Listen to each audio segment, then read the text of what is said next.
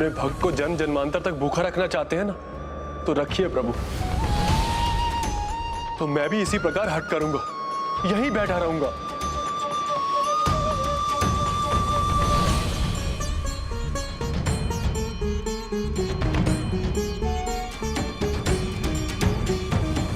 प्रभु, यदि आज आपने दर्शन नहीं दिया ना, तो आपका यह भक्त अपनी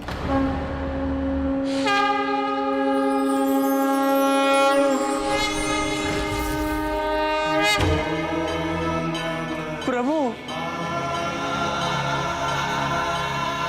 प्रभु महादेव, मुझे पता था प्रभु कि आप मेरी पुकार अवश्य सुनेंगे। आप आ गए प्रभु, आप आ गए।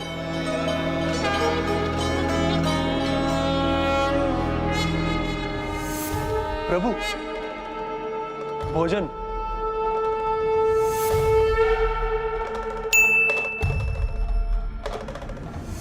प्रभु ने तो अपने भक्त का मन रखने के लिए सामिष भोग भी ग्रहण कर लिया।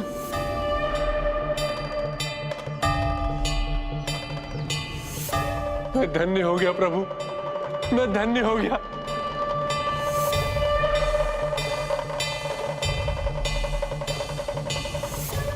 भक्त की भक्ति और भक्त एवं भगवान के मध्य वो दिव्य स्नेह वाले पल अद्भुत थे, किंतु वो दिव्य पल अधिक अवधि तक नहीं रहे। ओम नमः शिवाय, ओम नमः शिवाय, ओम नमः शिवाय, ओम।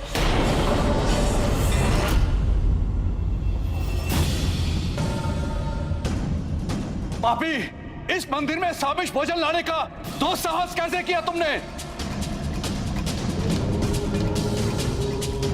लीजिए ना प्रभु। इतना बड़ा अपराध, इसका परिणाम भुगतना होगा। इसे बाहर ले जाकर दंडित करेंगे इसे। अरे छोड़ो मुझे, अरे छोड़ो मुझे, छोड़ो मुझे। अरे देखते नहीं कि मैं प्रभु को, शंभैया को भोजन करा रहा हूँ। अरे रुक जा, अरे भूखे हैं मेरे शिव, उन्होंने अपनी डकार भी खा ली है। अरे रुक जाओ, अरे रुक जाओ, रुक जाओ। इतनी उदंडता, दूषित किया हमारे मंदिर को, सामिष भोजन ले गए वहां, तो अब भुगतो उसका दंड। रुक जाओ तुम लोग, उसे छोड़ो और जाओ।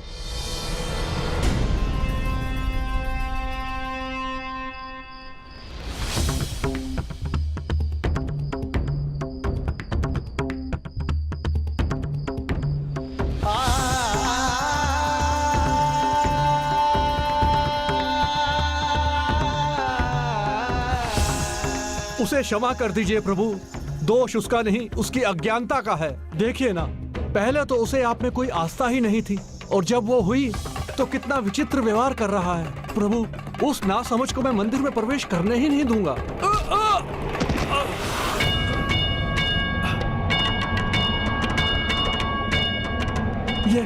ये क्या हो रहा है यहाँ?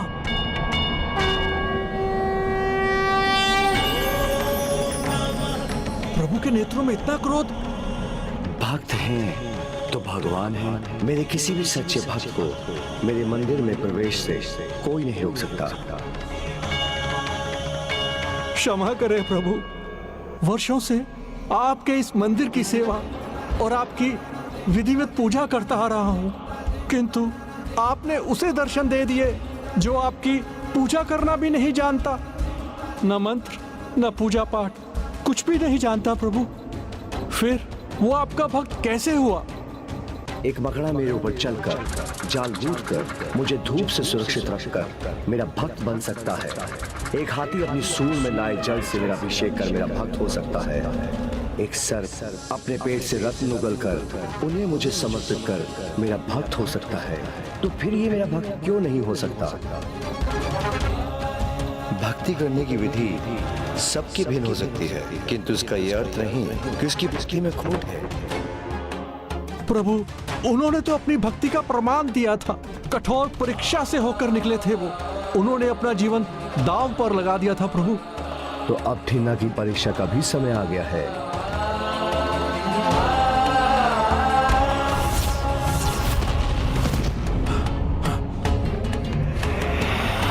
प्रभु ने ये वायु प्रवाह उत्पन्न क्यों किया?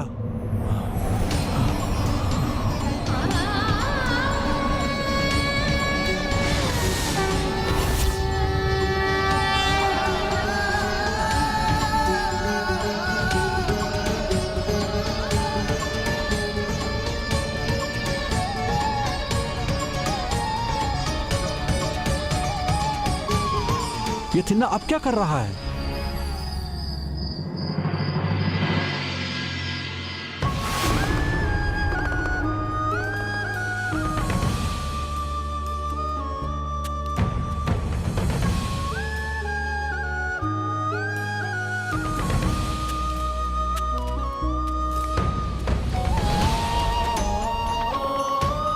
प्रभु मैं आ गया प्रभु, मैं आ गया प्रभु।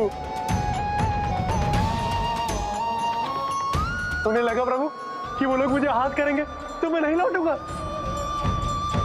मुझे रोक नहीं सकेंगे वो। प्रभु अब मैं आपको फिर भोजन कराऊंगा और पूरा भोजन आप ही करेंगे जब तक आप डकार नहीं लेते।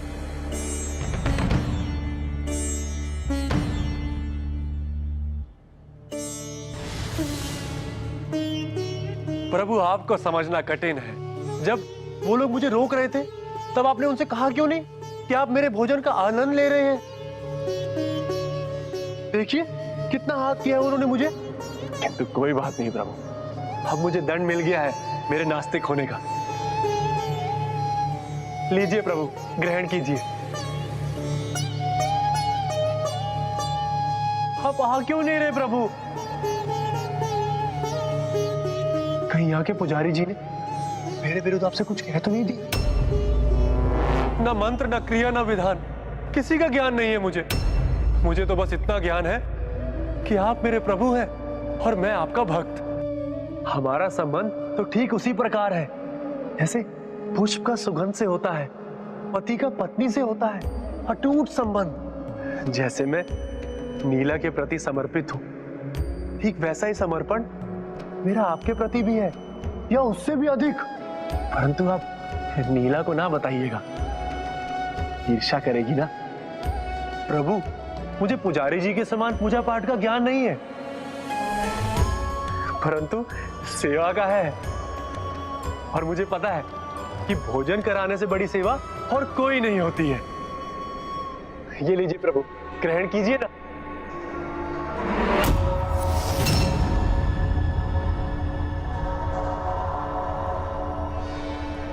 प्रभु भोजन तीखा था क्या, इसलिए आपके नेत्रों में अश्रु आ गए?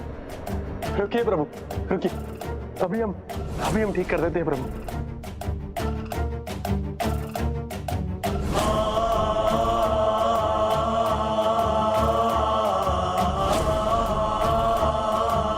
हाँ प्रभु, अभी उचित है ना? प्रभु ये क्या? किंतु आप चिंता ना करें, जैसे नीला मेरे अश्रु पोंछती है वैसे मैं भी आपके अश्रु पोंछ दूंगा।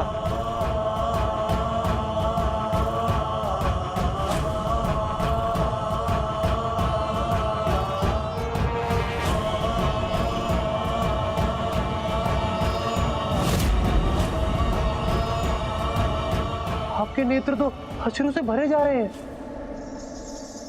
लगता है आपको कोई रोग हो गया है। पर मैं यहाँ हूं ना प्रभु, आपको चिंता की कोई बात नहीं। मुझे नीला के पिता ने सिखाया है कि कैसे जड़ी बूटी से उपचार किया जाता है। मैं शीघ्र ही लौटूंगा प्रभु, और आप कुशल भी हो जाएंगे।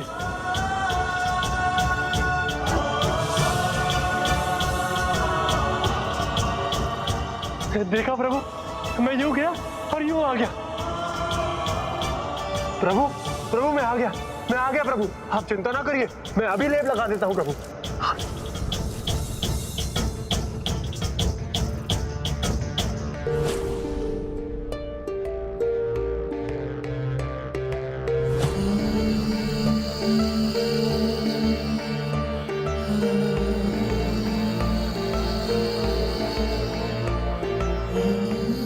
आप उचित है ना प्रभु?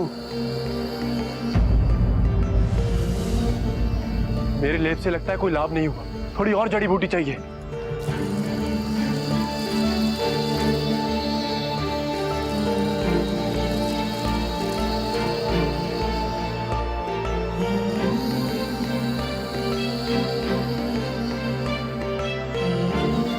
अशोक औषधि है ये प्रभु, आप शीघ्र ही कुशल हो जाएंगे।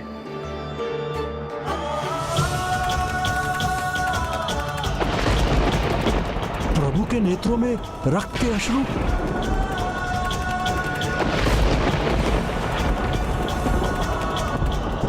रक्त? ये तो उचित नहीं। कहीं मेरे से कोई भूल तो नहीं हो गई? क्या करूं मैं? तो प्रभु आप चिंता ना करें। यदि मैंने आपको दुख दिया है उसका निवारण भी मैं ही करूंगा। मैं अपना नेत्र ही आपको दे दूंगा।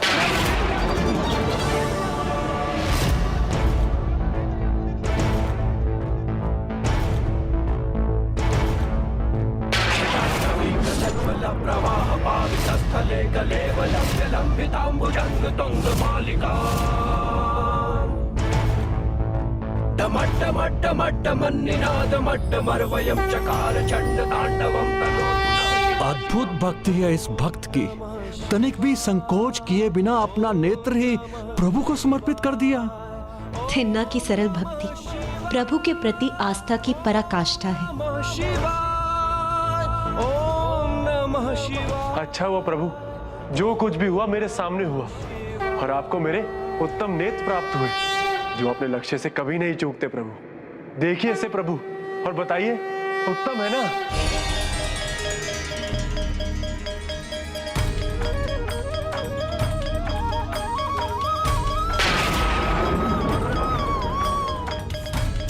लीजिए प्रभु।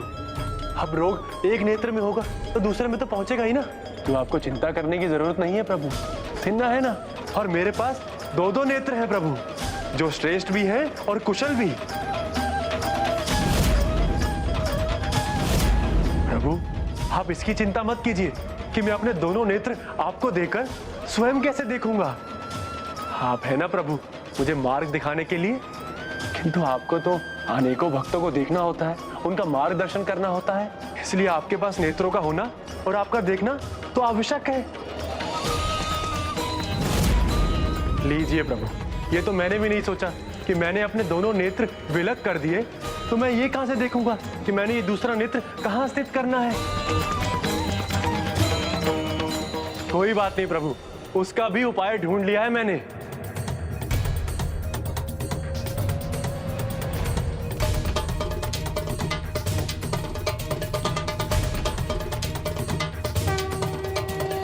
बस अंतिम बार आपके मन भर के दर्शन तो कर लो प्रभु।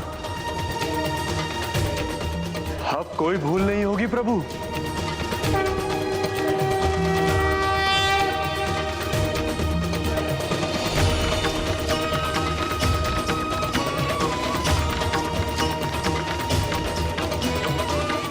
प्रभु नीला तो कहती थी कि आपका तीसरा नेत्र भी है। फिर प्रभु एक बार देख लीजिए कि वो कुशल तो है ना, क्योंकि मेरे पास तो बस एक ही नेत्र बचा है प्रभु। आपने ही तो कहा था प्रभु। और जब तुम दृष्टि से परे जो भी है उसे देखने लगोगे तो तुम्हारा भी तीसरा नेत्र जागृत हो जाएगा। तो जब आपके दर्शन प्राप्त हुए तो वो भी क्रियान्वित हो गया होगा ना प्रभु, तो फिर चिंता किस बात की। तीसरे नेत्र का उपाय भी मैं ढूंढ लूंगा प्रभु। अभी के लिए तो इसी नेत्र का महत्व है प्रभु।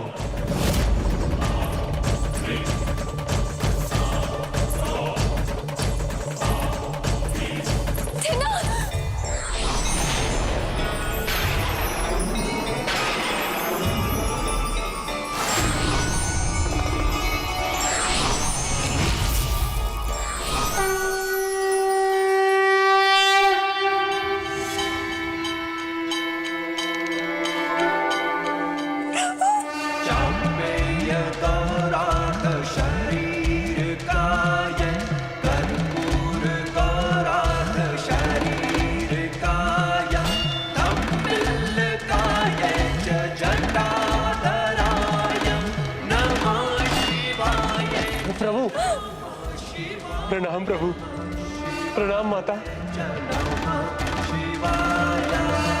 माता, आपके दर्शन पाकर मैं धन्य हो गई। तुम्हारी अद्भुत भक्ति से मैं बहुत प्रभावित हूँ थिन्ना। तुम्हारा सदा कल्याण हो। कहो मुझसे क्या वरदान चाहते हो? आपके दर्शन से बढ़कर और बड़ा वरदान क्या हो सकता है प्रभु। अपने नेत्र देते समय मुझे बस यही चिंता सता रही थी कि मैं आपके दर्शन नहीं कर पाऊंगा, किंतु आपके दर्शन पाकर मुझे वो सब कुछ मिल गया जिसकी मुझे इच्छा थी प्रभु। जगत पिता हूँ मैं, सदैव अपनी संतानों को कुछ न कुछ अवश्य देता हूँ, किंतु यहाँ तो आरंभ से ही तुम मुझे कुछ न कुछ देते आ रहे हो पुत्र। मुझे भक्ति दी, भोजन दिया और अपने दोनों नेत्र दे दिए मुझे। इसलिए मैं तुम्हें आशीष देता हूँ कि आज के बाद तुम्हारी गिनती मेरे महानतम भक्तों में होगी और तुम्हें कनप्पा पुकारा जाएगा, और तुम्हें कनप्पा पुकारा जाएगा।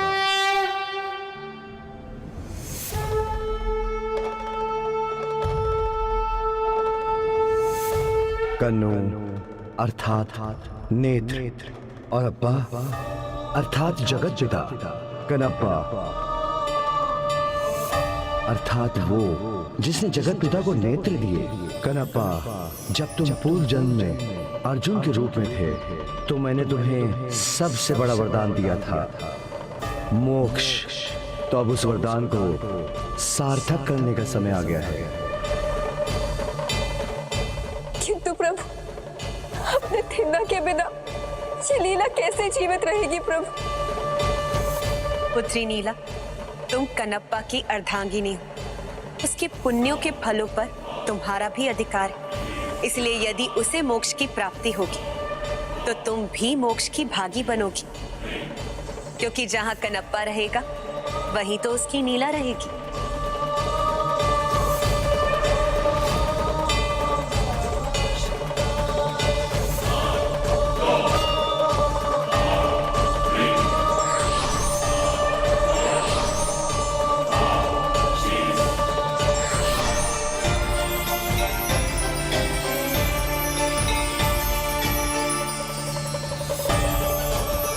अद्भुत, सर्वथा अद्भुत।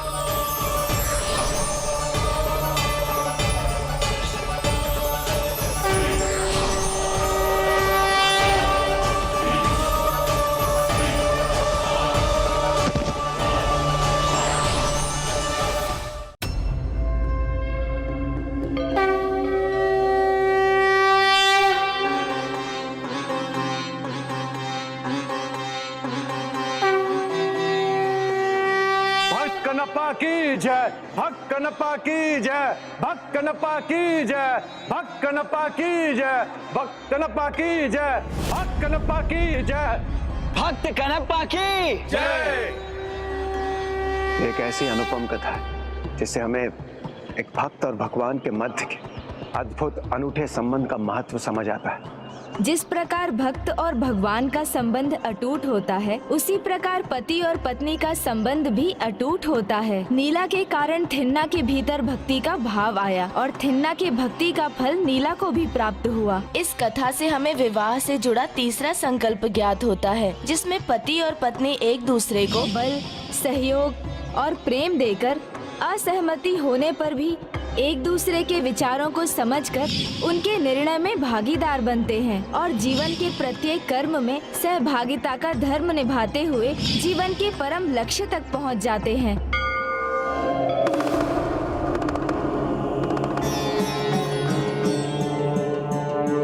माँ ने कहा था शिव कथा सुनने पर ही पूजा संपन्न होगी, किंतु यहाँ तो कोई नहीं है। मैं किससे कहूँ शिव कथा सुनाने को?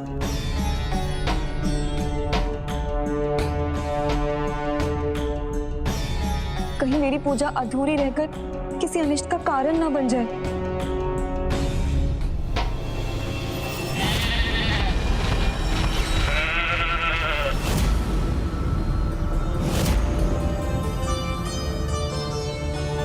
कुछ भी क्यों ना हो जाए, जब तक आप मेरे पथ प्रदर्शक नहीं बनेंगे प्रभु, मैं भी यहाँ से नहीं उठूंगी और ना ही अपने व्रत को संपन्न करूंगी। मैं यहीं स्थित रहूंगी जब तक कोई आकर मुझे शिव कथा नहीं सुनाता, और उसके साथ ही पूर्ण होगा मेरा प्रथम दिन का व्रत।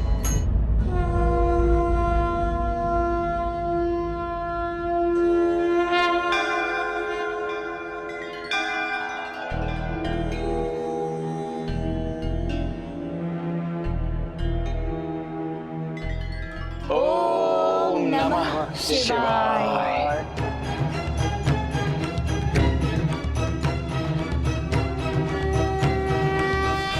अनुज गणेश, हम तो कथा सुनने में इतने लीन हो गए कि प्रभु के लिए प्रसाद लाना ही भूल गए। चिंता मत कीजिए भ्राता, श्री कालहस्ती मंदिर की यही तो विशेषता है। यहाँ भक्त जो भी चढ़ाते हैं वो प्रसाद बन जाता है। यहाँ वस्तु नहीं, श्रद्धा महत्वपूर्ण है। जैसे प्रभु के भक्तों मकड़ा, गज, सर्प और कनप्पा में थी। अतः भ्राता, इन बेल पत्रों से अपनी पूजा संपन्न कर प्रभु महादेव को प्रसन्न कीजिए और उनसे वो शक्ति प्राप्त कीजिए जिससे आप पाशुपतास्त्र प्राप्त कर सकें।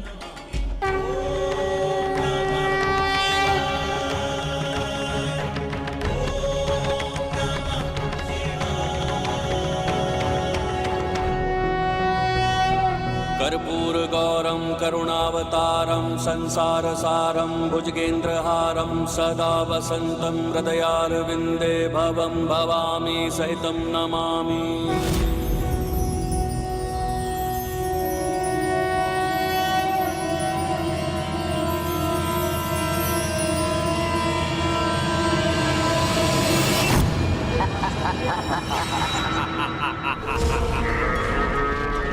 सम्राट सुरापद्मन, तैयार रहिए आप। शीघ्र ही शुभ समाचार लेकर आऊंगा मैं। जब वह बालक कार्तिकेय श्री कालहस्ती से प्रथम तत्व की ऊर्जा लेने से पहले परीक्षा में असफल हो जाएगा।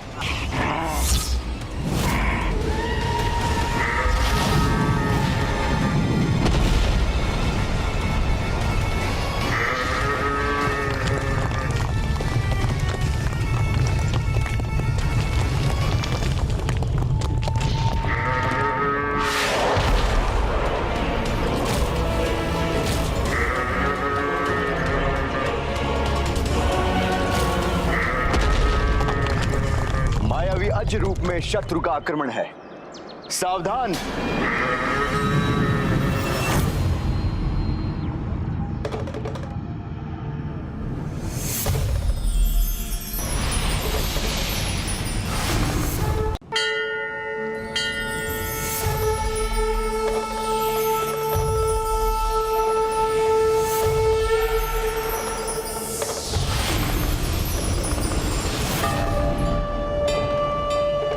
प्रणाम प्रभु।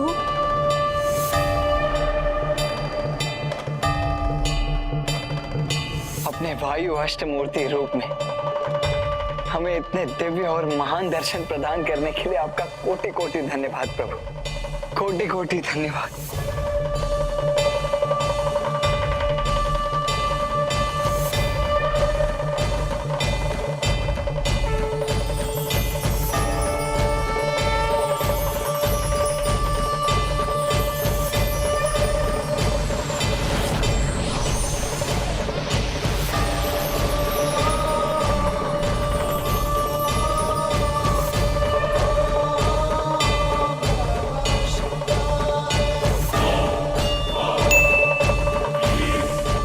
पुत्र कार्तिकेय, यहाँ तक आने के मार्ग पर तुमने भक्ति और मोक्ष को लेकर सब कुछ सीख लिया, किंतु क्या वायु तत्व का ज्ञान है तुम्हें?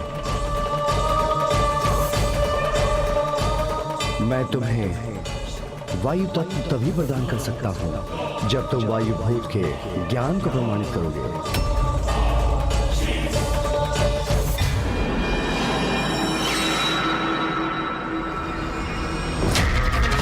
संसार मेरे पांव तले।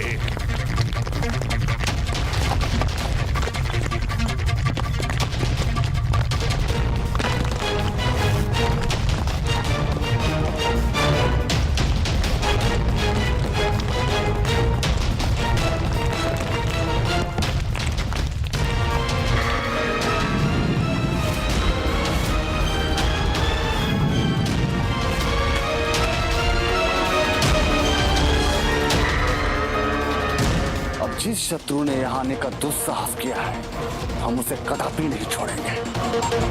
संसार मेरे पांव तले।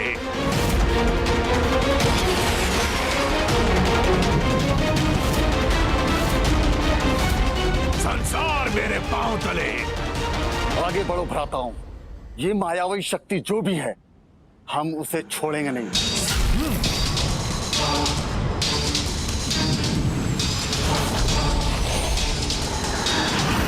जय महादेव पुत्र कार्तिकेय। जय महादेव पुत्र कार्तिकेय।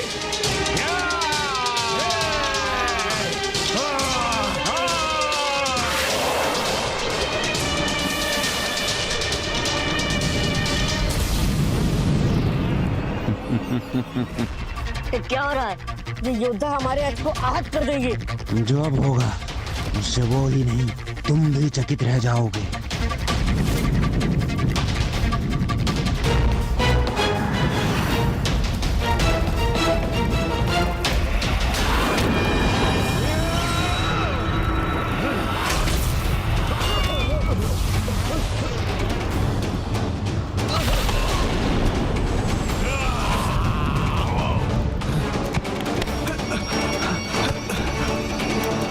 संसार मेरे पांव तले।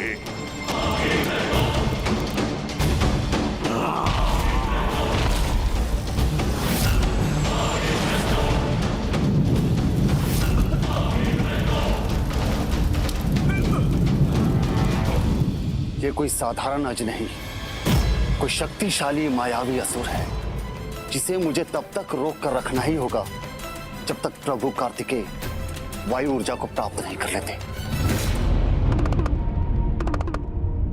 भ्राता, ये संपूर्ण सृष्टि, यहाँ तक कि हम सब भी पंचभूतों से ही रचित हैं। तो प्रभु के प्रश्न का उत्तर आपको कैसे देना है, ये आप स्वयं विचार कीजिए।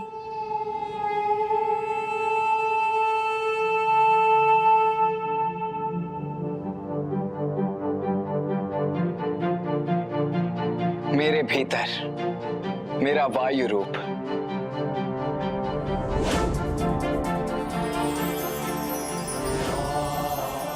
प्रथम पूज्य गणेश जी, ये देव सेनापति कुमार कार्तिक करने क्या जा रहे हैं?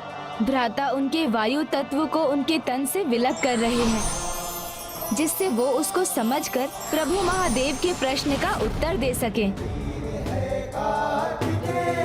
महावीर है कार्तिकेय, महाबली है कार्तिकेय, शूरवीर है कार्तिकेय।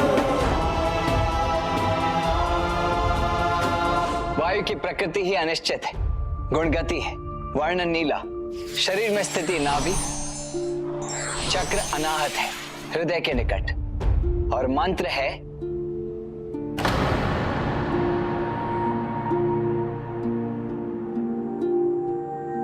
वायु तत्व प्राप्त करने के लिए उसके मंत्र का ज्ञान होना आवश्यक है पुत्र। तो बताओ क्या है उसका मंत्र?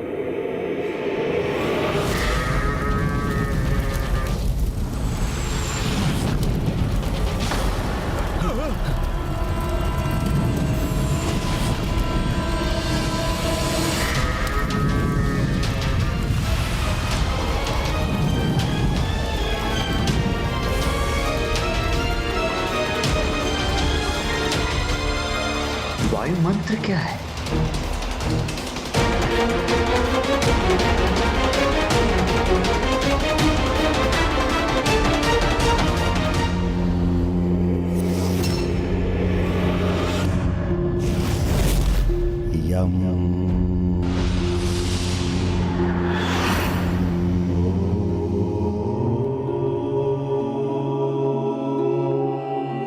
वायु का मूल मंत्र है यम।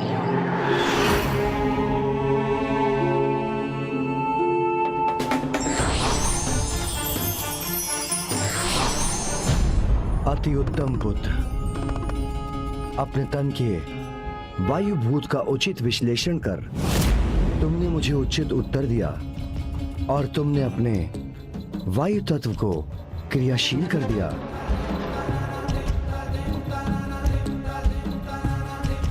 और अब मैं तुम्हें वायु भूत पर नियंत्रण का वरदान देता हूं।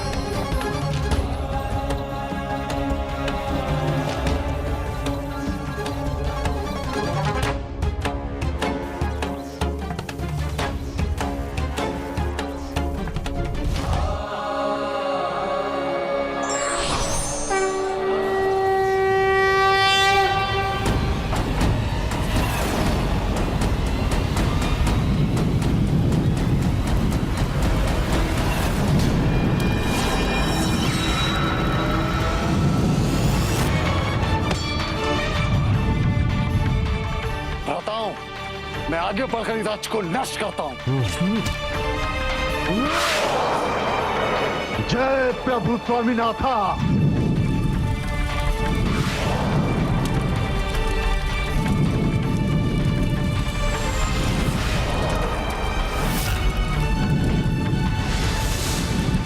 भ्राताश्री, भ्राता, भ्राता।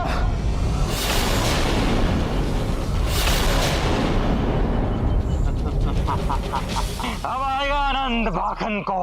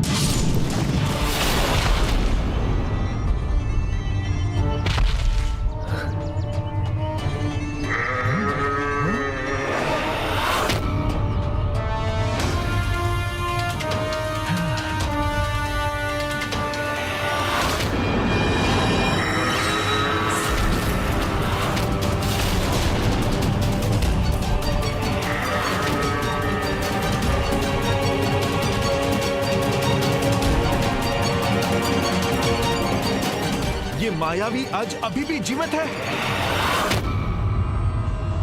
संसार मेरे पांव तले।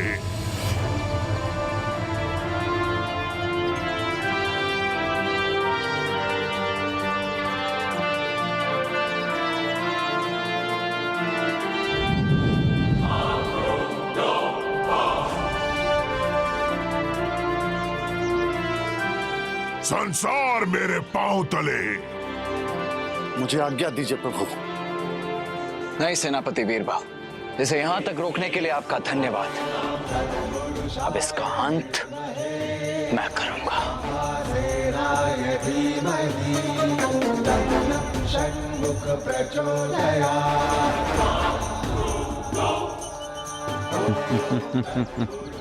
अब बालक कार्तिकेय का सर्वनाश निश्चित है।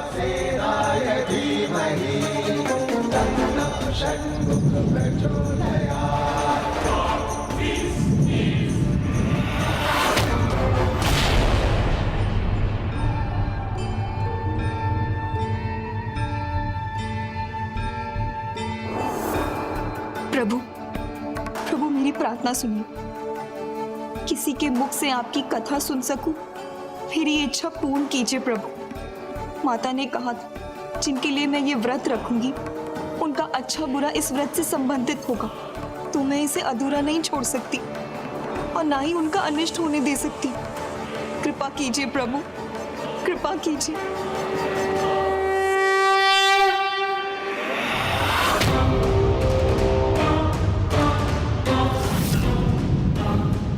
बस इसी क्षण की तो प्रतीक्षा थी मुझे। भाखन, अब तुम्हारा प्रयास सफल होगा।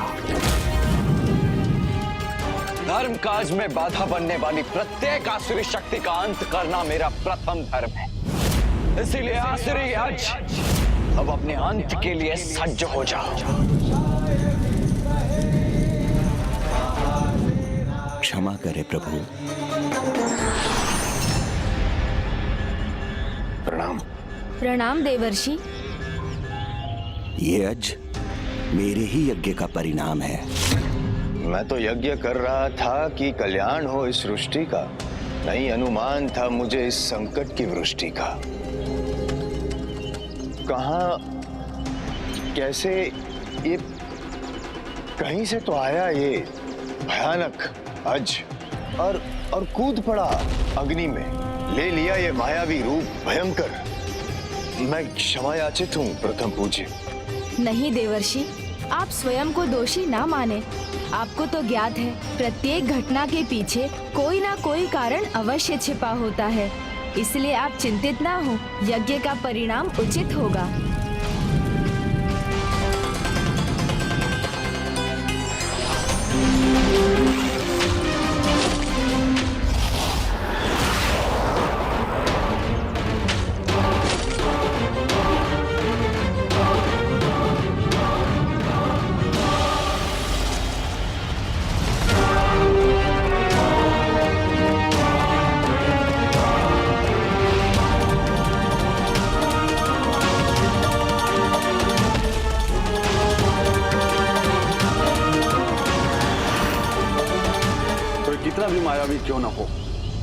स्वामीनाथा के समक्ष उसकी माया धरी की धरी रह जाएगी।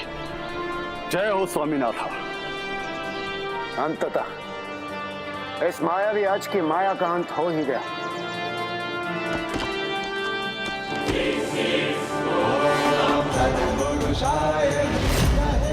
अभिनय, प्रतीत होता है ये पुनः आतंक उत्पन्न करेगा। देव सेनापति को सावधान रहना होगा।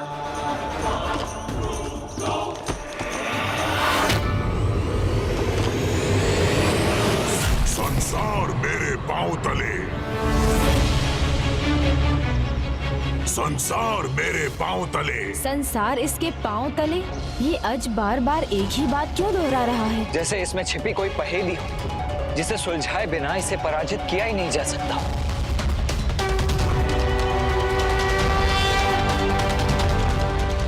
आश्चर्य है, ये शक्ति संपन्न है और बुद्धि संपन्न भी।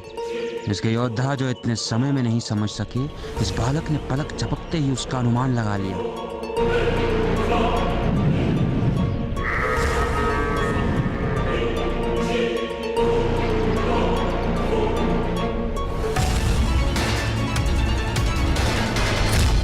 संसार इसके पांव तले, ये बार बार दोहरा रहा है। तो इसका अर्थ तो ये है कि इसकी शक्ति, इसकी ऊर्जा, इसके जीवन का स्रोत, सब कुछ इसके पांव में ही है।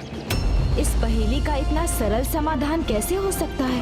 उलझन में ही समाधान छिपा होता है, इसीलिए एक बार प्रयास तो अवश्य करके देखना चाहिए।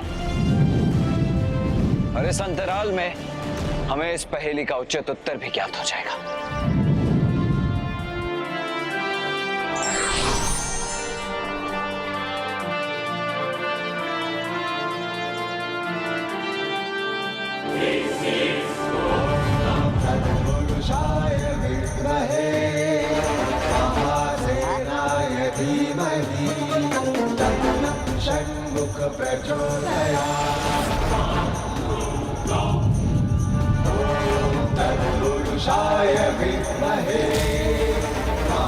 इसकी शक्ति तो और भी बढ़ती जा रही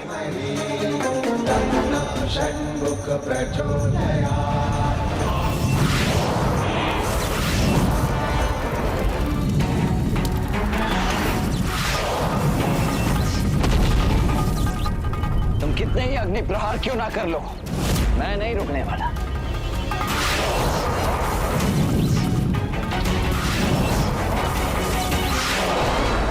भ्राता तो वायु की गति से आगे बढ़ रहे हैं। इस बालक की गति इतनी तीव्र कैसे है? तुम्हारी ये अग्नि मेरा स्पर्श भी नहीं कर सकेगी।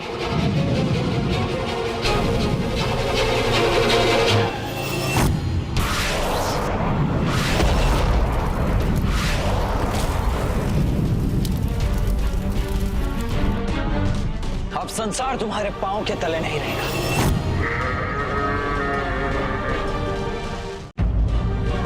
अब संसार तुम्हारे पांव के तले नहीं रहेगा।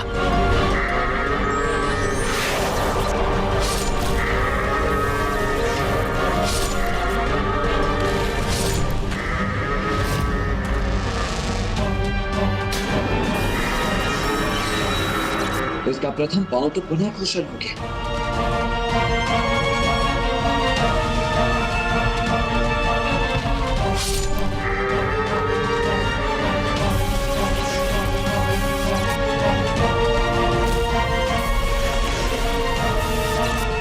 ये तो पूर्णतः कुशल हो रहा है।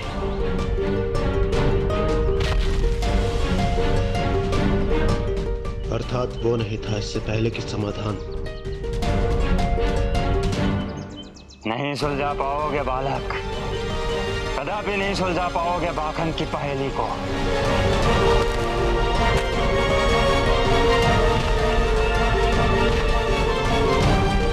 यदि पांव ही इसकी पहेली का समाधान है, तो चारों पांव एक साथ विलग करूंगा, तभी कोई समाधान होगा।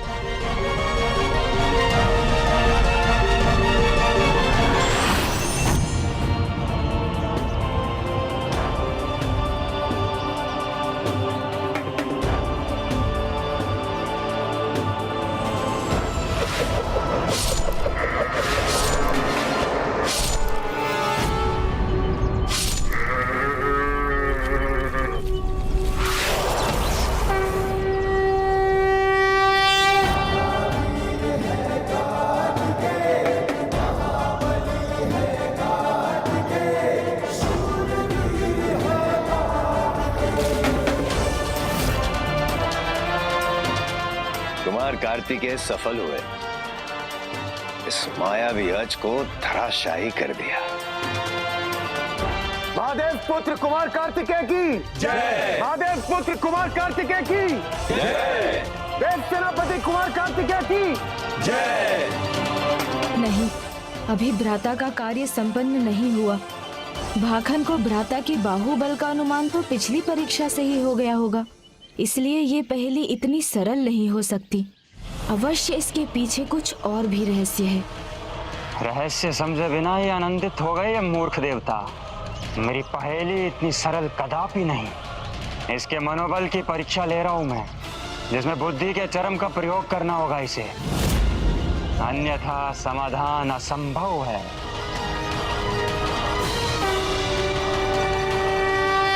असंभव को संभव करना ही होगा। कोई भी आसुरी शक्ति हम पर भारी नहीं पड़ेगी।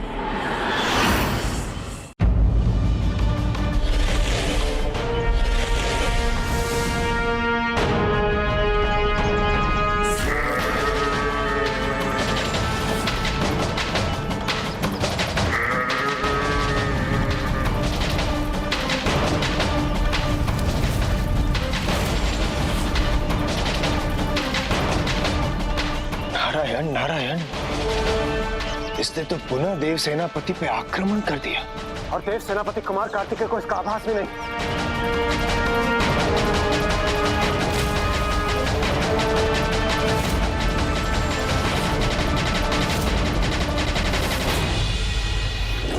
नहीं, ये कदापि उचित नहीं है। हे प्रभु, ये कैसा अहितकारी संकेत दिया है आपने। हे प्रभु, हे माता, आप ही मेरे इस व्रत को संपन्न करने में सहायक बनिए। आपको तो ज्ञात है, मैंने पूर्ण मन से प्रार्थना की है।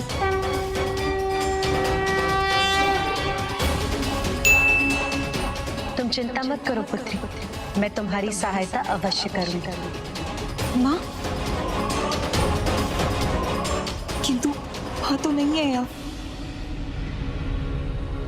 पुत्री, माँ, तुम चिंता मत करो पुत्री, तुम्हारा व्रत संपन्न करने के लिए मैं तुम्हारी सहायता करूंगी और इससे कोई अनिष्ट नहीं होगा।